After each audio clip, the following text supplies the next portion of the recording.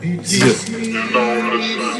Quarantine Sessions podcast with J. Cole.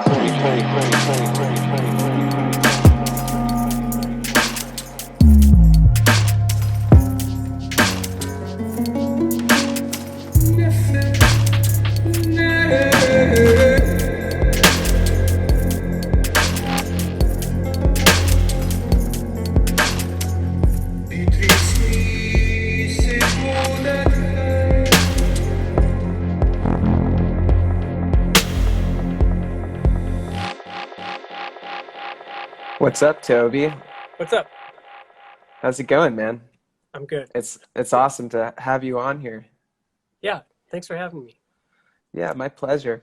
It's cool because I've been a big fan of your music for a long time. I think I first started listening to Kayo Dot and your other projects, especially Maudlin of the Well, when I was quite young, like maybe, 15, 16 years old. So your your artistic impression has been with me for a long time. I remember meeting you maybe 15 years ago. Yeah. We met at like the Great American Music Hall. I saw you guys perform with what's that band called? Secret Chiefs Revealed. Right. That was a cool show. They were a cool band. Yeah, that was a cool show. Great venue too. So beautiful. One of my faves, yeah, for sure. And historic also. So many great musical artists that have performed there. Yeah. Yeah, those were the days back when there were real live performances and bands actually could play shows. Yeah, and also the days when I also had the opportunity to even do that with my band. But the last couple of years it's been hard to really get a good show happening, I think. For reasons. Would you say that there's been kind of a decline of interest towards the type of music that you play that you've observed? Not at all. Actually, like I think that there's been an increase in interest in that type of music, but we're not getting the credit for it. Interesting. Like there are lots of bands that are doing stuff that we've done, and getting and being like, well, people are like, this is amazing. What great ideas these are. It's like, wait a second. but I think Kayo Dot has been overlooked for a long time. Might be the thing where we're like 5 or 10 years after we're done, then if we come back, people will care. Like that. Yeah, I guess that's one of the curses of being an originator. Is like often people that are the ones that help to cultivate a particular style or genre, they get kind of overlooked by other people that just take that template and run with it. Yeah, I mean, I'm happy that there's a really big scene for kind of like weird progressive kind of metal adjacent kind of atmospheric stuff. With a good attention paid on form and technique and things like that. I mean, it's a really big scene. It's just me, my band, and all my friends' bands who've been doing this for 2 decades now. We're just still the underground, and then there are all these bands that are not the underground, and we're not a part of that for some reason. Although we totally could be, but we're just not. So I don't know.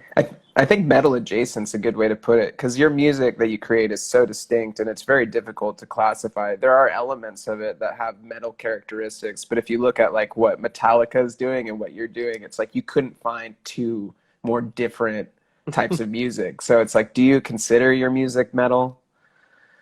Yeah, I think that there are many elements of it that are metal, but this is something that I said a long time ago, years ago in interviews, when the question came up, it's like, are you a metal band or are you not a metal band? And I think if you think about kind of what metal meant and what it signified and what people who are listening to metal were looking for, then metal at a time was about transgression and about kind of forming your own community. And the music was usually like pretty dark and intense and everything. Like if you take all those things and say those are the things that qualify something as metal, then yeah, my band has been a metal band the whole time.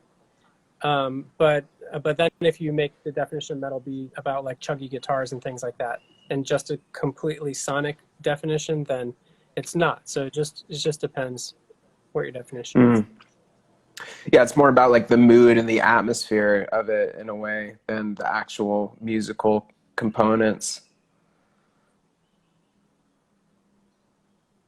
The idea, those ideas of the definition of it have changed, you know, in kind of like 5-year increments, I guess. So since I started listening to metal in 1989, you know, the definition of metal for me and my scene, my group of friends was something at the time. And then as we grew older, our definition of metal changed. And then a new generation of people came and then had their own definition of metal. And so is metal just defined by like who's the most popular band at the time, or who's got the loudest voice on Twitter or something like that? You know, people who are talking about their idea of what metal is, and people are setting the rules for other people about what metal is. Whereas, you know, I still have my own ideas, and I don't really think I need to follow anybody else's idea of what metal is. You know, it can mean something for myself. Mm-hmm. Yeah, well, something I've always appreciated about your music is that you are pretty radical in your self-direction, and it seems like you're not phased at all by trends or what's popular, and you really have a unique voice that's like incredibly unique. Yeah, thanks. I to be honest, I mean, you know, I do pay attention to trends. There we go. You're back. Got me? All right. Oh, Sorry about yeah, I got you. I can hear you. that. I didn't do my sacrifice, my ritual sacrifice to Okay. the internet gods this morning, so. Either. Maybe Man, we should have. I didn't spend any time on the internet today. Maybe that's why. That's why I cultivate a small flock just for that. You know, it's important to Yeah. keep your I should get livestock into for the ritual sacrifices. Totally. Yeah, or like an Instagram fluffer, just like keep it warmed up. Yeah, that too. What was the last thing you heard me say? I was just talking about metal. You're talking about staying true to your voice and cultivating a style that's original and not influenced too heavily by trends. Oh, okay. Yeah. So I was just saying that that I do respond to trends, and it's not necessarily that my music is reactionary to trends, but I respond to them emotionally, and you know, I do pay a lot of attention to what's going on in music, and then, you know, I think the way that people like kind of go in waves of things that they're interested in, like for example, people became really interested in kind of like post-punk in the past like 3 years or so. Mm-hmm. And you know, when I think about my own music and how that relates to my own music, it just means that you know, you're realizing that people have this interest in this certain this certain type of production sound, certain type of instrumentation, and certain type of vibe that I guess this is going to sound kind of bad, but I guess I want to say that it gives a musician a feeling that they have permission to kind of go certain places that they might have been a little bit wary of before. And if you want to talk back to like Maudlin of the Well days, I remember that there were a lot of moments when I wanted to, in my music, really slow down a lot and really have there be a lot more space. But because of the music that I was listening to at the time, where nothing like that was ever happening, I was definitely scared to do that because I thought that would mean that my music was bad. You know, where like if you want to do like a slow minimal thing in your music, people would judge it as being boring or something like that. And so you shy away from those type of things. And then a couple years later, I heard like ISIS and stuff, and I was like, oh, this band is already doing this, so now that makes it okay for me to do it. And you know, and now I'm like a more mature composer, so I don't really have that kind of fear anymore. But I think that it's helpful for those things to just kind of like be in the air anyway. For you know, to pay attention to those things and say, oh, you know, not that you have permission as an artist to do it, but maybe that listeners feel that they have permission to enjoy something like that. I guess that's the difference.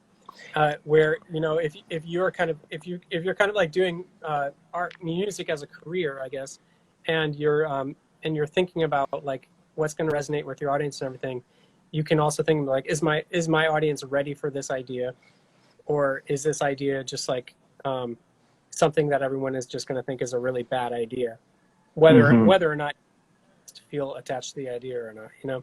And I think that I kind of tend to mix those things in my music. You know, I have like a healthy portion of things that you know, when I do them, I'm like, oh man, everyone's gonna hate this, and you know, and then I do it anyway. And then other things where I say maybe this is like a little too much, and you know, and I shouldn't do this quite yet. You know.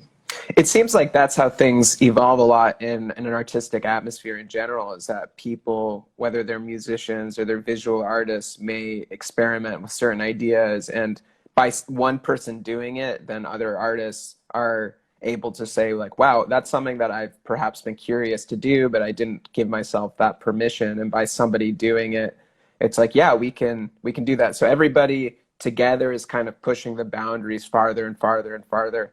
And I mean, if you want to look at your music just as a statement of boundary pushing within the genre of metal, the boundary's been pushed pretty far for what is, you know, acceptable to do within that. Well, thank you. I'm glad that you think that. Yeah, and you know, and it should never be just like one person's task to be the guy that's the boundary pusher. You know, I think that like you just said, it should be kind of like a collaborative effort across the whole scene. You know, each person can make a small move on their own, and then support as a unit. Yeah, totally. I remember when I first got into Maudlin of the Well, it was at a time when I was also fascinated with lucid dreaming, and I got really into the work of Dr. Stephen LaBerge, and was studying the phenomena of lucid dreaming. I'm still fascinated by it. And I remember reading that you were at the time exploring lucid dreaming quite heavily, and that it was instrumental to your creative process. I think I read something like you would hear music in your dreams and try to transcribe that when you were awake. Can you tell me a little bit about that process and how dreams influenced your music? Yeah, I just want to make sure you can hear me now because my video froze. I guess, you know, it's real, right? It's it adds a particular grit to the podcast that otherwise wouldn't be there. A certain tangibility and humanness. It's fine. It's fine. So yeah, I heard your question. So to answer your question, so what was happening was that I got really interested in astral projection first.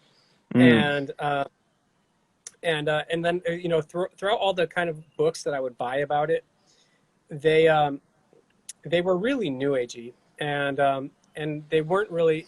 I wasn't really super comfortable taking them seriously because you know, I was just really into science stuff too, and I just couldn't, you know, and I'm really like pretty anti-religion in general anyway, so so I couldn't really like be comfortable accepting most of these ideas that were not really based in anything scientific at all. They were just kind of like mystical interpretations of stuff. So I read as much as I could about that, and tried to kind of like figure out a way that I could take it seriously. And I don't remember kind of what led me to to connecting it with lucid dreams, but eventually I started finding books about lucid dreams that were much more scientific, and then and I was like, okay, this makes a lot more sense to me because I can actually defend this, and so I guess you know, so I was trying, like a couple of years before that, I was trying to do astral projections through meditation and things like that, and having some success, wasn't really sure what was happening. And after I kind of discovered what lucid dreaming was and everything like that, I realized that astral projection, at least like the kind of new age version that I was learning, astral projection in that way is basically just lucid dreaming, but you're entering it from a state of being awake instead of from a state of being asleep. So if that makes sense, like for a lucid dream, you're asleep, you're dreaming, you realize that you're dreaming, and then you can control the dream. With that type of astral projection, the kind of new age kind, you basically, you meditate, and you are able to kind of like enter that kind of lucid dreaming state without ever falling asleep. And it's really, really hard to do because it's really easy to accidentally fall asleep. Right. But it takes a lot of practice, and I practiced it every day for a couple of years, and then got to the point where I could make it happen. And then I guess, you know, the music thing came up because I had a tendency to hear music in dreams and then wake up and then never remember it. And I wanted to be able to remember it. So myself through lucid dreaming, you know, to kind of hear something in my dream, hear music in my dream, and then say, okay, this is a dream. I'm going to become sort of conscious, and then become conscious to the point where my conscious brain could engage with remembering this, and then wake up, and then immediately kind of like write it down or record it into a tape recorder or something like that. And I got pretty good at it. And there are I don't know, maybe like 7 or 8 songs, Kayo Dot songs that have elements from dreams in them, you know. And there's one Maudlin the Well song, a real success, and you know, and it's not necessarily like the whole song, but it'll be like a part of a song, and then my conscious brain will build the song around the theme that came up in the dream. Yeah, and it's cool that you mentioned Stephen LaBerge too, because he was, of course, like one of the first ones doing the dream goggle stuff at Stanford. Yeah. And so when I was in college, I modeled my entire science project that I had to do, like I don't know if you'd call it a thesis, but it was like kind of like first and second year student kind of like main science project that I had to do. And what I did was I built my own pair of lucid dream goggles based on his design, you know, but I tried to do it like super cheap. So we were able to figure out a version that we can make for just $30 by taking an alarm clock apart and putting LEDs inside some swim goggles, and then you like black out the swim goggles, and then you hook up the LEDs to the alarm clock, and then you set the alarm for basically like somewhere within 90 minutes after you're gonna fall asleep, because that's when you know you're gonna be in REM sleep. And then the lights, when the alarm goes off, the lights start flashing, and then you're in your dream, and then somehow there's something flashing, and you're like, why is the room flashing? Oh shit, yeah, I'm dreaming. And then you can have a lucid dream that way. So anyway, we did a little bit on it, and for some people it didn't work for some other people, but well, yeah, you have to train yourself to be able to recognize that when it's flashing, that means you're dreaming. So that takes like time, I guess, and practice to get to that point. But wow, that's so cool, man. I mean, it's so amazing that you were taking elements of music that you heard in dreams and actually composing music from it. I've definitely had experiences where I'm looking through like an art book, and I'm like, wow, these paintings are amazing, like in a dream. Or like looking at like gallery walls and seeing paintings, but I can never quite, I guess I haven't trained myself to the ability to really be able to remember them in full detail, to be able to actually turn them into paintings when I wake up. But that would be as like a kind of project, an interesting thing to commit to for like a year or something. It's a muscle, you know. You have to train it, and then you can do it. Yeah. But it's really crazy because there's so many things I can do really well in my dream that I can't do super well when I'm awake. Like flying. You know, like no, like speaking another language or something like that. You know, like if there's languages that I've studied, like in my dream, like I know them perfectly, and then when I wake up, I have a little, like I struggle with it. Things like that, or you know, playing drums in my dream, I'm amazing. when I wake, I'm not really amazing at drums. So stuff like that, it's just weird. But in your dream, it makes perfect sense. It makes so much sense, and you're like, I completely understand this, and of course I can do this because the skill is in there, and I understand everything about the mechanical part of it, and I understand all the rules of it and everything like that. But then when you're awake, it's just about accessing those things with fluency, I guess. Well, even with like drawing, for example, people are like, I don't know how to draw it. I can't create things. And when you dream, you're creating these elaborate, realistic scenes within your own mind. So it's like your brain or your consciousness, whichever it is, has the capability of constructing these scenes in your imagination. So we do have that ability. You know, anyone can do that. It's just about, like, I guess, practicing that ability. And also, I think that part of it is that in your dream world, you don't have the same limitations. Like, you don't believe that you can't. And that is, we construct limitations for ourselves through what we believe we can or can't do a lot of the time. Yeah, you just made me think of something kind of related to that, is that in your dream, like, have you ever been underwater in your dream, and then you're underwater, you're like, I'm gonna die because I can't breathe. Mm-hmm. And then you run out of breath. And then you're like, okay, I'm dying. I don't have any more breath. And then you like finally inhale and you're like, I'm ready to drown. But then you find that you can breathe, you know, because you actually are not underwater, you know. And then you find yourself underwater in a dream and you're like, oh my God, this is amazing. I'm underwater. I can swim around and breathe, and this is the coolest thing ever. But you know, so the question of, like, in your dream, you believe that you don't have these inhibitions, like telling you can't do things. Well, the water example is one where you definitely, like, believe that you can't, you can't do it. And then eventually you get to a point where you realize that you can do it, and I that kind of energy is really kind of useful and powerful in some way.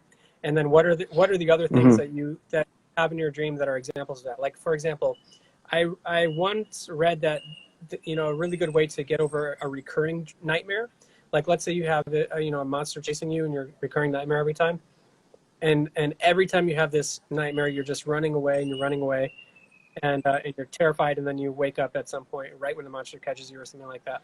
And the way to kind of make that stop recurring is you have to realize you're dreaming, and then you have to turn and face the monster, and just basically believe that you can. You basically go from this state of believing that you can't fight the monster into the state of knowing that you can. And it's not automatic that you're just going to, like, believe that you can do this, So we have to use the process of dreams to learn these things and kind of, like, learn these new skills. I think that you can even, like, get better at, like, music, for example. Like, if you're practicing something and you're having trouble, go to sleep. You can practice it kind of subconsciously in your brain. You wake up, you're better at it. It's pretty reliably, like, every. Yeah. I wonder if there's just, like, a kind of. Yeah, who knows?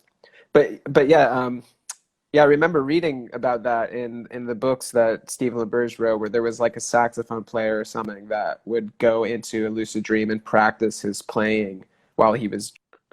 But yeah, I remember reading this about similar studies that you were just mentioning in the work of Dr. Stephen LaBerge, where he was talking about musicians or even athletes or whoever going into their dream consciously and practicing their art form and being able to legitimately improve in it. Like, they could test and verify that by practicing an instrument, for example, in your dreams, you were able to get better at it, which is really crazy. It's really remarkable that that's the case.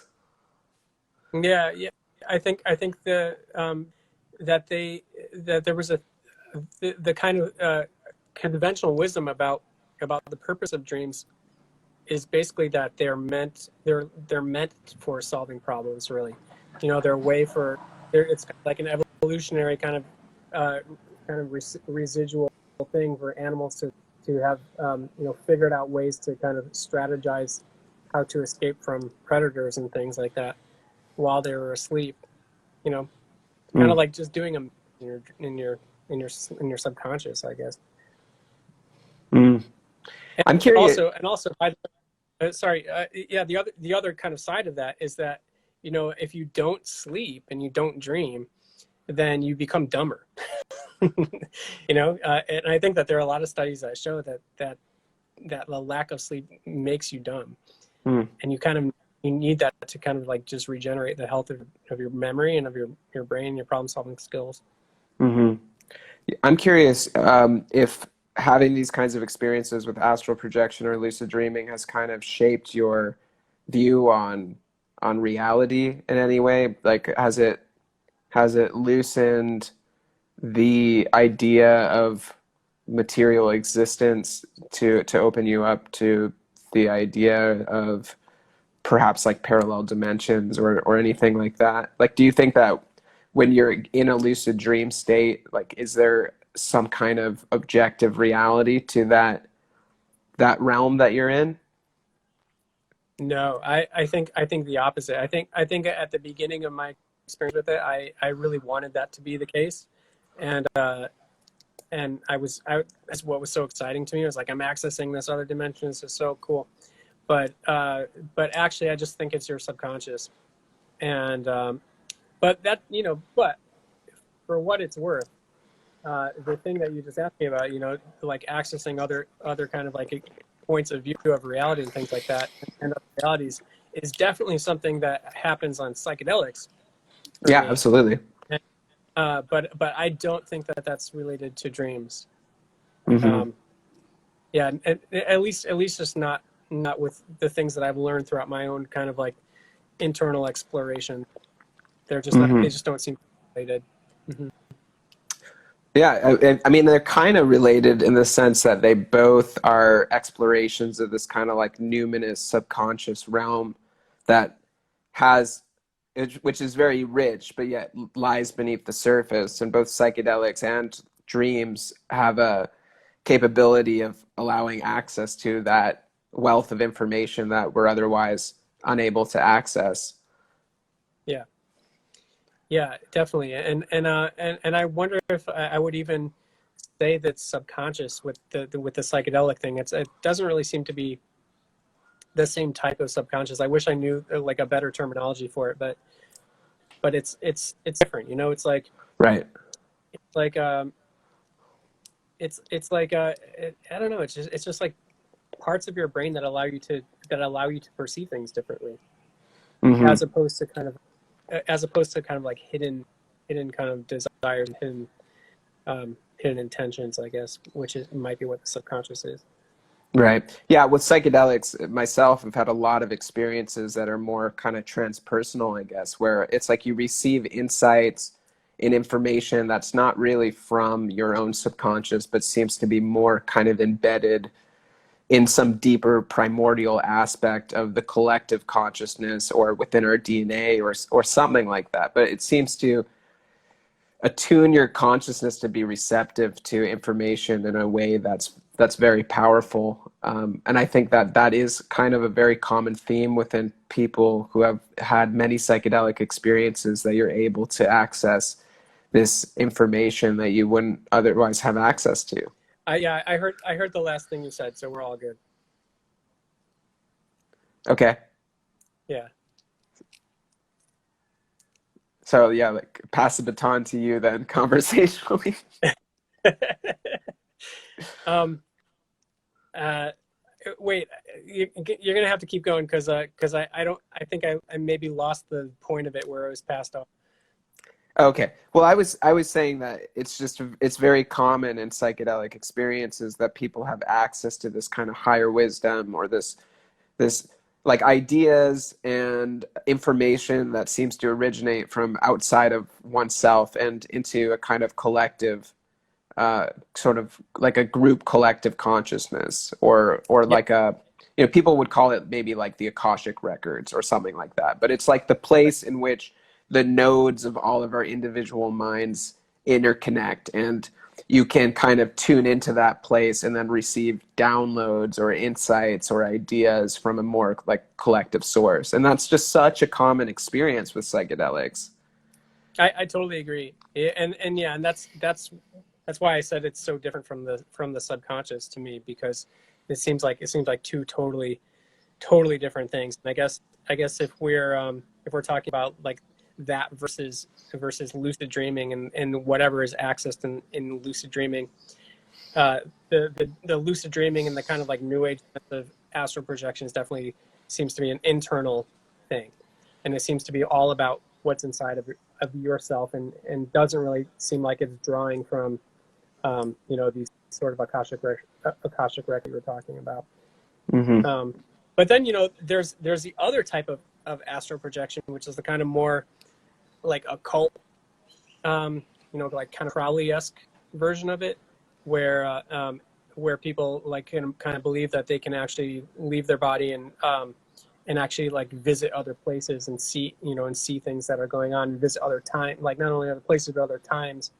And that's not something that I personally have had experience with, but Jason Byron, the guy that writes lyrics for Kayo Dot, that's something that he has had experience with. And I haven't really like gotten to talk to him about it too much because we live in different states, but I talked to him about it a little bit, and where he talks about it a little bit. That book's called The Sword of Satan. Whoa. So, I was asking you kind of how these non-ordinary states of consciousness, psychedelics, lucid dreaming, astral projection has inspired and informed your music and the themes of your art. Well, I think that when you look at kind of the superficial subject matter of a lot of my work, there's a lot of mention of these type of things. So I think that you could just kind of like look at the lyrics and see my perspectives about it. But the other thing, I think one really big thing, and this isn't really unique to me, it's something a lot of musicians have said, that a lot of the time you feel as a musician that the music isn't really coming from yourself, and that you're accessing this kind of wellspring of music that already exists, I guess. And back when I was in high school and I was kind of like messing around with the kind of like new age type of astral projection, there was one book that I read that called this the astral library. When cool. You're kind of like astral, you're going to the library, to the astral library, and you're like you're finding some kind of knowledge there and you're bringing it back. And I think that idea like really influenced like what I was thinking of in terms of bringing back a musical idea from a dream and that kind of thing, and it was related to that. And I think that now that I'm older and I kind of have a little bit more knowledge about these kind of like modern physics ideas of like how time exists and how other dimensions exist and things like that. I wonder if that is a lot more true than I even ever thought it was when I was in high school. That there are these ideas that, I guess if all times exist, and then everything that you created already exists, and in some way, maybe you are kind of going to wherever that place exists, and then you're accessing it and bringing it back, and it could be something like that. But I think that when I'm composing, a lot of the process is kind of letting myself go to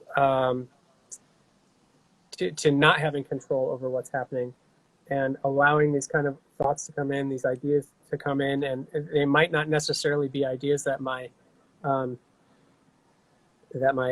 of logical brain would accept and would allow into the music if I was just kind of composing something completely logical. But if something comes in and I feel that it should be there, it's almost like a message, and you ask, really, this is this the thing that should happen, and then you have to just kind of give yourself over to it, and you have to allow it to happen in the music, even though you might not know why it's happening in the music, and then sometimes the entire piece gets built around those types of things. And a lot of my writing a lot of the time is in this kind of trance-like state where I'll start off working on an idea, and then I'll just sit there and play it for hours over and over and over again, and just kind of let it kind of develop itself without thinking about it too much.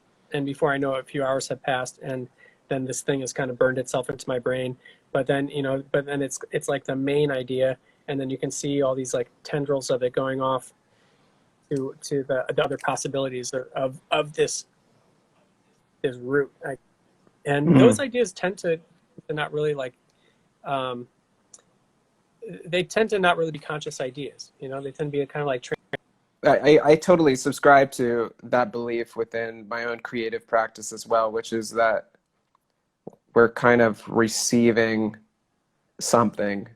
It's not like the creative ideas originate from within us, but more like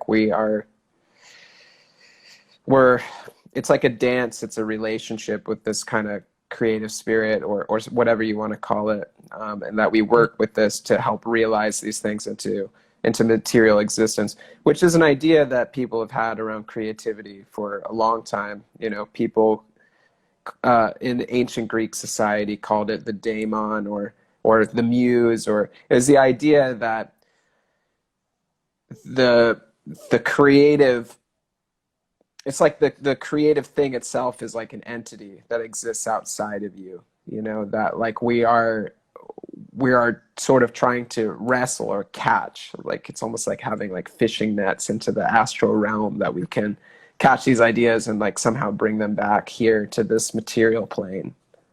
Yeah, that I've always really liked that idea, and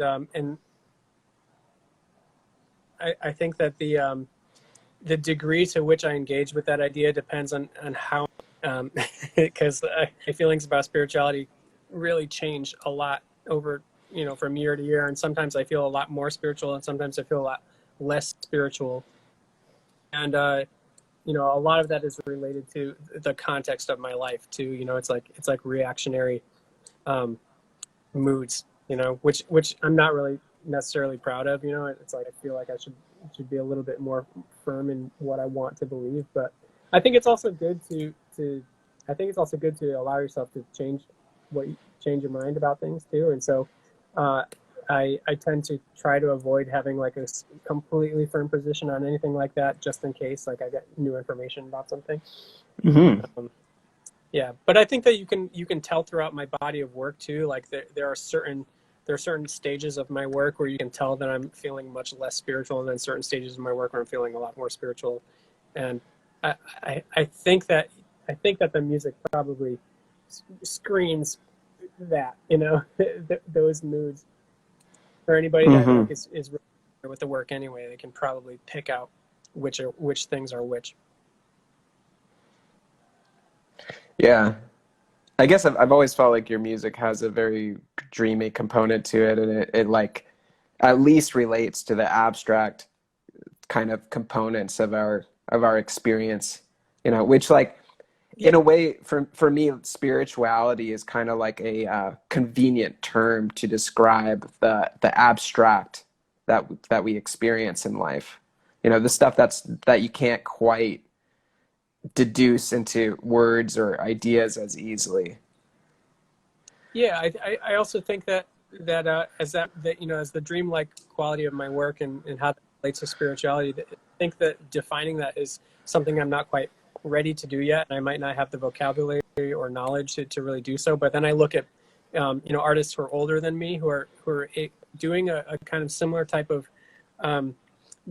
dreamlike feeling in their music, but they're a lot more clear about where that's coming from, like David Lynch, for example.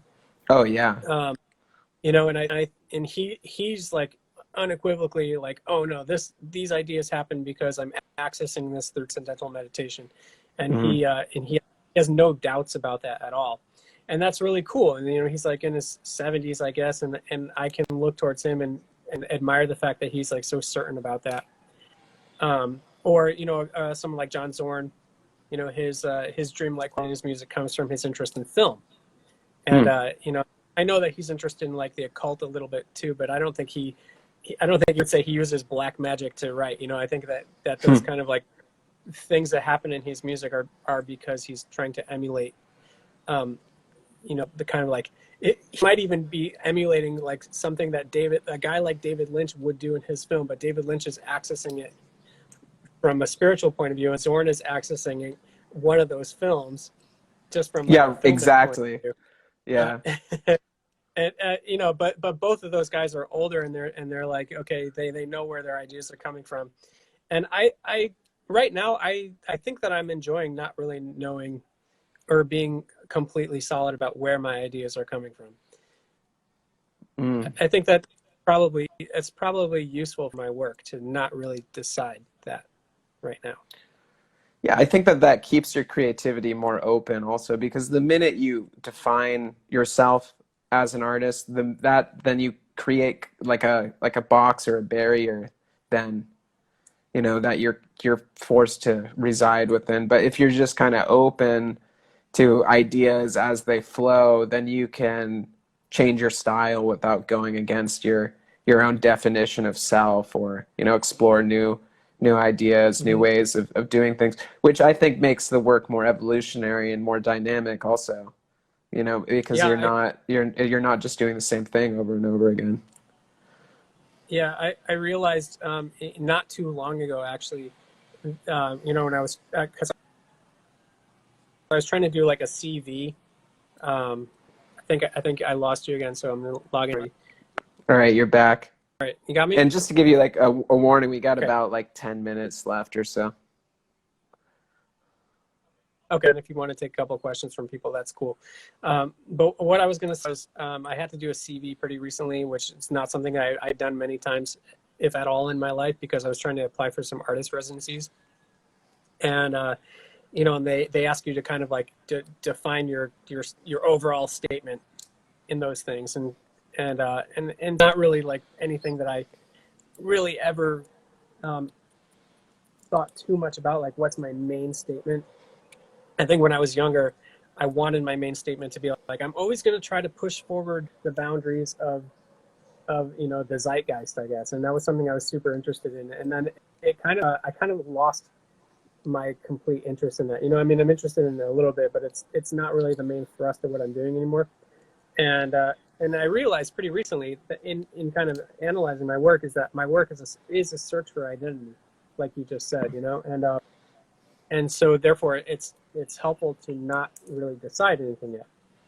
But if you go through my work and you kind of look at all of it and how it kind of moves around between these things, it's really like a story of somebody like trying to figure out what they like and who they are, and like the idea with music that let's just say, for example, like I've never done rap music, for example, you know what I mean, and that's not really part of my identity, but suddenly if I decide to do a rap record, then I'm a rap artist, you know what I mean? And it's cool that you can have that control over who you are by just the things that you make. Mm. Yeah. Yeah, It's I like like that. I like that in defining your artist statement, you would choose a definition that is so broad that it would enable you to be able to flow in your artistic expression, and to really play with the idea of what it is that you're creating. And that actually would be like quintessential to the work that you're creating. That the search for the definition would be also what is driving the content behind the music.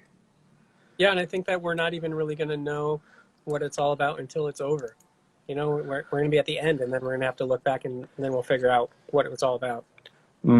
Yeah, that was something I also wanted to ask you, and considering as we have about 5 minutes left, just where do you see your music going into the future? And also, retrospectively, how do you look at the evolution of your own music? Like looking back at your back catalog, has it's changed over time?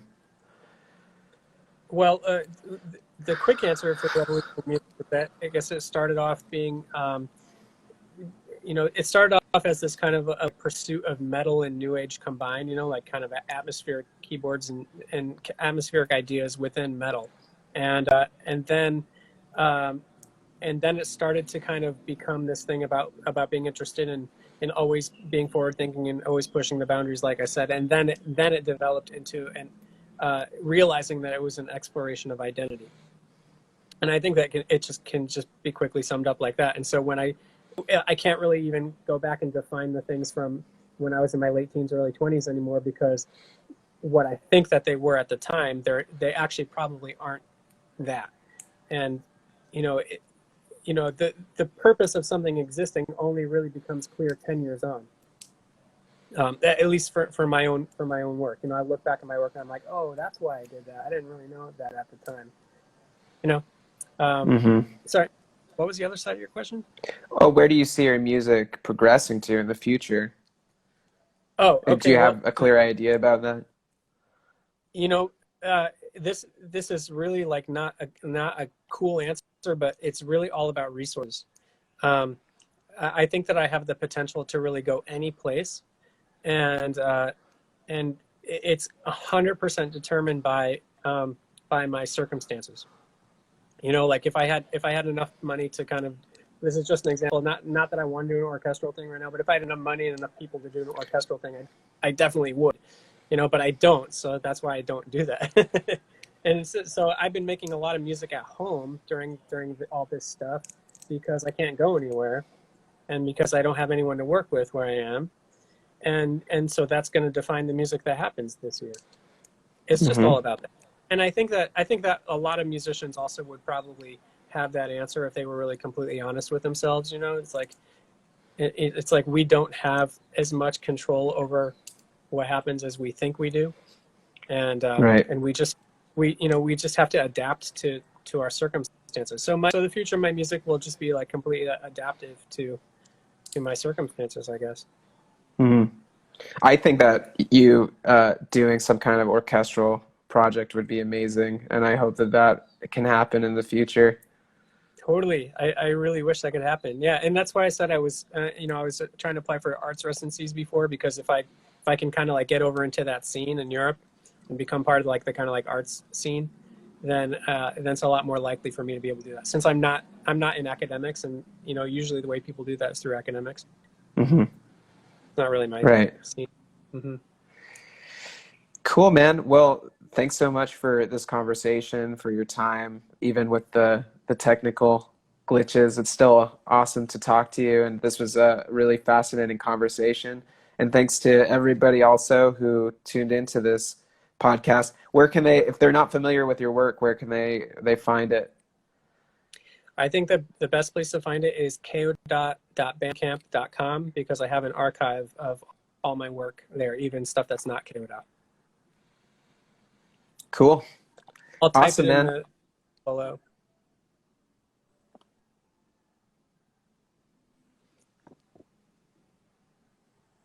Thanks, Jake. I really appreciate you having me on here. Yeah, my pleasure, man. Thanks for coming on. I'm still typing. All right, there we go. All right, I will talk to you soon. Thanks, everybody, for tuning in. All right, much love, Toby, and to everybody who listened. Be well. Bye-bye.